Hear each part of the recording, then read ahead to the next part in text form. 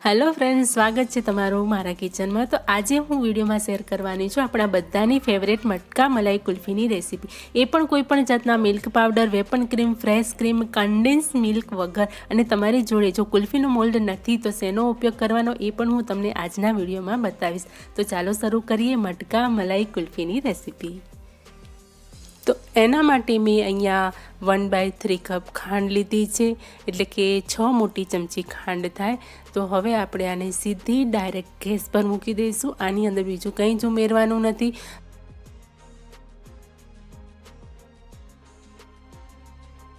જ્યારે એ ઓગળવા લાગે ત્યારે જ આપણે ચમચાની મદદથી આવી રીતે એને હલાવતા જવાનું છે।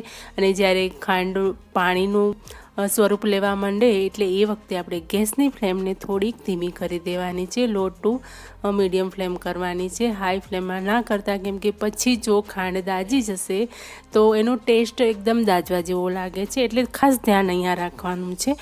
આપણે કન્ટિન્યુ આપણે આવી રીતે ચલાવતા જ રહેવાનું છે।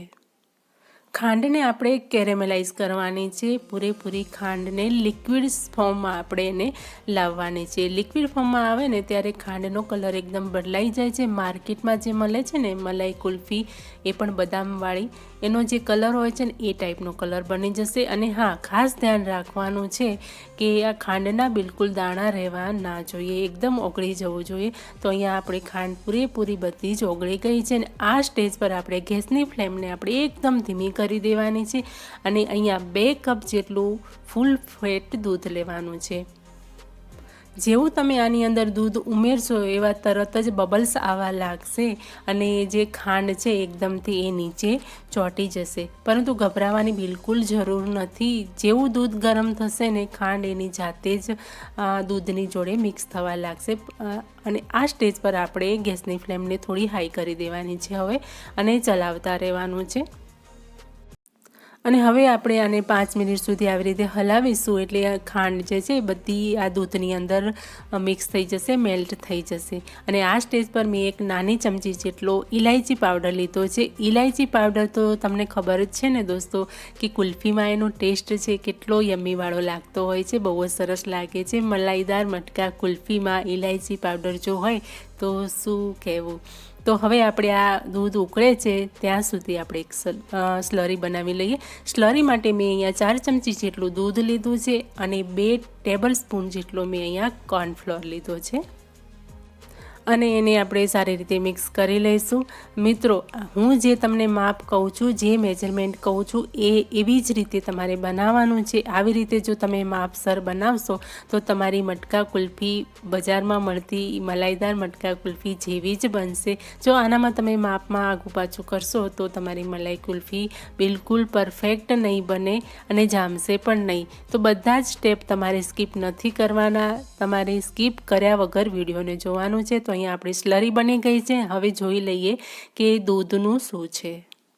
તો અહીં આપણું મલાઈદાર રબડી દૂધ પણ તૈયાર છે। બસ આપણે જે 2 કપ દૂધ રેડ્યું હતું તો અહીંયા એ ઉકળીને અહીંયા પોણા ભાગ જેટલું રહ્યું છે। બસ આ સ્ટેજમાં આપણે આ સ્લરી ઉમેરી દેવાની છે। આ સ્લરી ઉમેરવાની સાથે જ તમે જોઈ શકશો કે અહીંયા તરત જ આ રબડી છે એકદમ ગાઢી થવા લાગશે, થીક થવા લાગશે।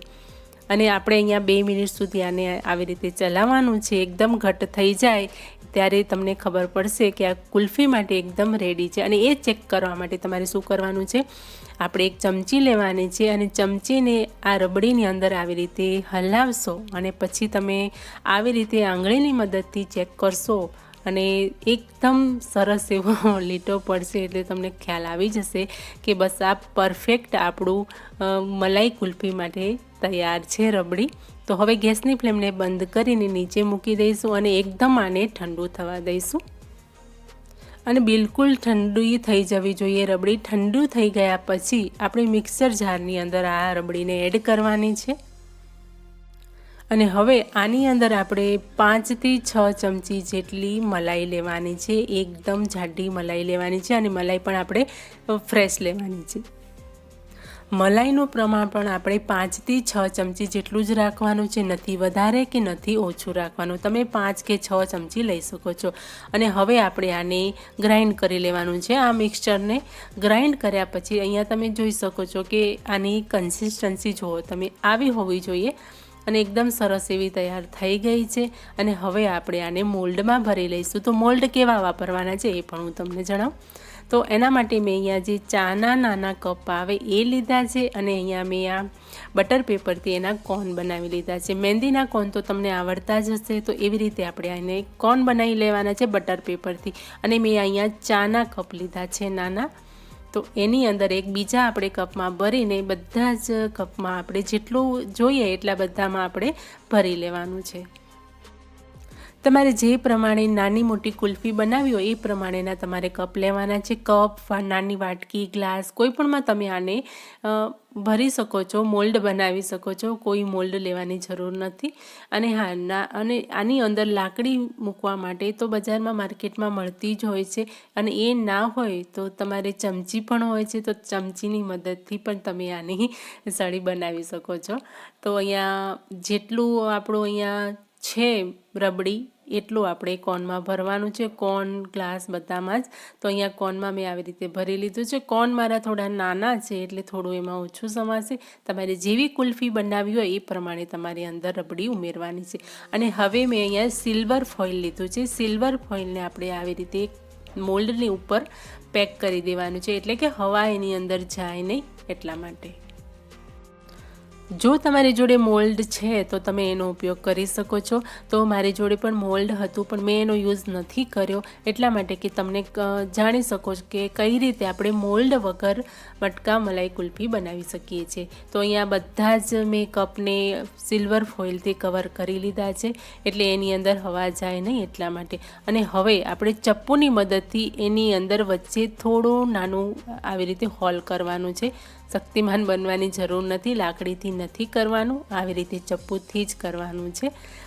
અને સળી અંદર અત્યારે પણ તમે ભરાવી શકો, અને જે અડધી અંદર ફ્રીજમાં એ થઈ જાય એના પછી પણ તમે મૂકી શકો છો. પણ મેં અહીંયા શરૂઆતથી જ મૂકી દીધી છે. અને હવે આને આપણે 5 થી 6 કલાક માટે ફ્રીઝરમાં આને ફ્રીઝ થવા દઈશું. તમે ઓવરનાઇટ પણ રાખી શકો છો. તો મેં અહીંયા ઓવરનાઇટ રાખેલું હતું અને સરસ એવી જામી ગઈ છે કુલ્ફી. અહીં તમે જોઈ શકો છો. અને હું તમને ખોલીને પણ બતાવું અને કઈ રીતે કુલ્ફીને બહાર કાઢવી એ પણ હું તમને જણાવું. તમે હાથની મદદથી પણ એને આવી રીતે કરી શકો છો ગરમી આપીને, પરંતુ એ ઇઝી, એનાથી પણ ઇઝી તમને રીત બતાવું કે કઈ રીતે આ કુલ્ફીને સહેલાઈથી આપણે નીકાળીએ. કેમ કે ઘણી વખત બને છે કે કાઢતા વખતે એ એટલી ઓગળી જાય છે કે બસ પછી ખાવાની પણ મજા નથી આવતી. તો કપને આપણે આવી રીતે કાપી લેવાનો છે અને કાઢી લેવાનો છે, તો ઓગળશે પણ નહીં. અને ગરમી પણ એટલી શરૂ થઈ ગઈ છે કે આપણે કપને કાઢતા તો એ ઓગળવા જ લાગે છે. એટલે આ તરીકો જે છે એકદમ બેસ્ટ છે. તો બધી જ કુલ્ફીને આપણે આવી જ રીતે કટ કરી લેવાનું છે, કેમ કે કપનો ફરીથી રીયુઝ તો થવાનો જ નથી. તો બેટર છે કે આ જ રીતે આપણે કાઢી લઈશું. અને મોલ્ડમાં નાખ્યા પછી મોલ્ડ જે છે એ તો આપણે કટ કરી શકતા નથી, તો બેટર છે કે આપણે આવી જ રીતે કપનો મોલ્ડ બનાવીને યુઝ કરીએ, તો તમને પણ આ જ રીત વધારે ગમશે મોલ્ડ કરતાં. અને આવી જ રીતે આપણે બટર પેપરના કોનને પણ નીકાળી લઈશું. અને તમે જોઈ શકો છો કે સહેલાઈથી એ નીકળી જાય છે. પેપર છે એટલે વધારે મહેનત પણ આમાં નથી પડતી. આપણે મોલ્ડને તોડી નથી શકતા, કાગળને તો તોડી જ શકીએ છીએ. તો આ રીત એકદમ આસાન છે, કેમ કે ઓગળતી નથી. આ ગરમીમાં કુલ્ફી જે છે જલ્દીથી ઓગળવા લાગે છે, ઓગળતી પણ નથી. અને ફટાફટથી આપણી બધી જ કુલ્ફી આવી રીતે કાઢી શકશું આસાનીથી. હવે પછી આના પછી આપણે મિત્રો આની અંદર હજી પણ એક ચીજ ઉમેરવાની બાકી છે.